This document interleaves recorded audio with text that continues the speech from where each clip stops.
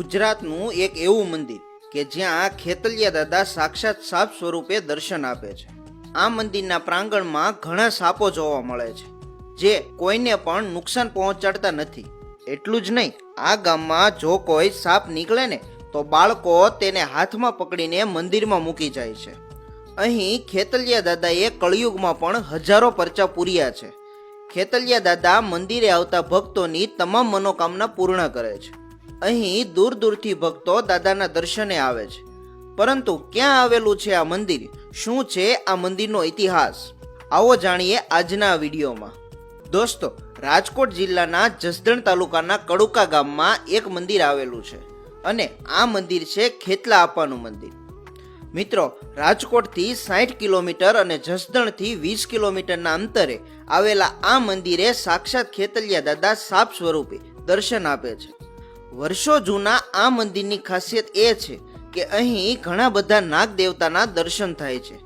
અહીં ખેતલિયા દાદા અસંખ્ય સાપના રૂપમાં ભક્તોને દર્શન આપે છે। સૌથી ખાસ વાત તો એ છે કે આ સાપ એવા છે કે જેણે આજ સુધી કોઈને પણ નુકસાન પહોંચાડ્યું નથી। ઘણા લોકો સાપને હાથમાં લઈને દર્શન કરે છે, તેમ છતાં દાદા ભક્તોને કોઈ નુકસાન કરતા નથી। ભક્તો દૂર દૂરથી ખૂબ શ્રદ્ધા સાથે અહીં માનતા લઈને આવે છે અને દાદા તેમની માનતા પૂર્ણ કરે છે। આમ તો આ મોમાઈ માતાનો મઠ છે, જેની બાજુમાં જ ખેતલા આપા બિરાજમાન છે। તો મંદિરમાં અંદર આવતા જ લીમડાના વૃક્ષ નીચે ભીમડિયા દાદા પણ બિરાજમાન છે, જે ખેતલિયા દાદાના દ્વારપાળ તરીકે રહે છે। ખેતલિયા દાદાની પાલખીની બાજુમાં જ ગાત્રાળમાં બિરાજમાન છે। આ મંદિરમાં કાના બાપા ભુવાની ખાંભી આવેલી છે।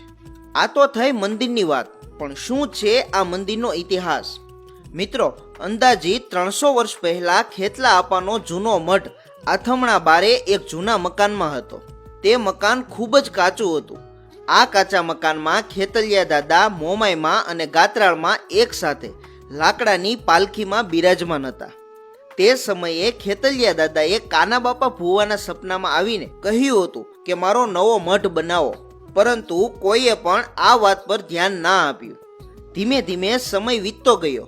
એમાં એક દિવસ એવું બન્યું કે ખેતલિયા દાદાનો જૂનો મઠ સળગી ગયો। આખો મઠ બળીને ખાક થઈ ગયો। પરંતુ નવાઈની વાત એ છે કે આખો મઠ બળી ગયો છતાં ખેતલિયા દાદાની પાલખીને સહેજ પણ આંચ ના આવી। આ જોઈને બધાને ભુવાના સપનાની વાત પર વિશ્વાસ આવી ગયો અને ખેતલિયા દાદાનો નવો મઠ બનાવવામાં આવ્યો। આ મઠ ઉગમણી દિશાના મુખે બનાવવામાં આવ્યો। ખેતલા આપાએ કળિયુગમાં પણ અનેક પરચાઓ પૂર્યા છે। આજે પણ અહીં આવતા ભક્તોને દાદા સાપના સ્વરૂપે દર્શન આપે છે। મંદિરના પ્રાંગણની અંદર જ કોઈ પણ જગ્યાએ નાના કે મોટા સ્વરૂપમાં દાદા દર્શન આપે છે। તેથી મંદિરમાં ચાલતી વખતે ખૂબ ધ્યાન રાખવું પડે છે, જેથી દાદાની ઉપર કોઈનો પગ ના પડી જાય। સાપના સ્વરૂપે રહેલા દાદા એટલા શાંત હોય છે કે કોઈ પણ આસાનીથી તેમના દર્શન કરી શકે છે। તે કોઈને પણ નુકસાન પહોંચાડતા નથી।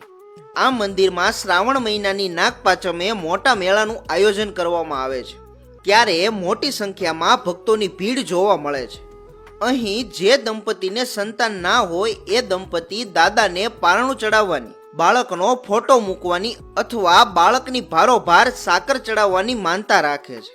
અહીં દાદાને કહુંબો ચડાવવાની પણ માનતા થાય છે।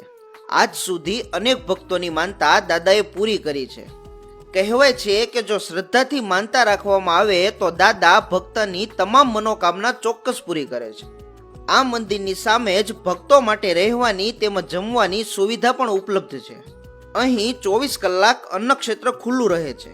દાદાના મંદિરે મોટી સંખ્યામાં ભક્તો દર્શને આવે છે।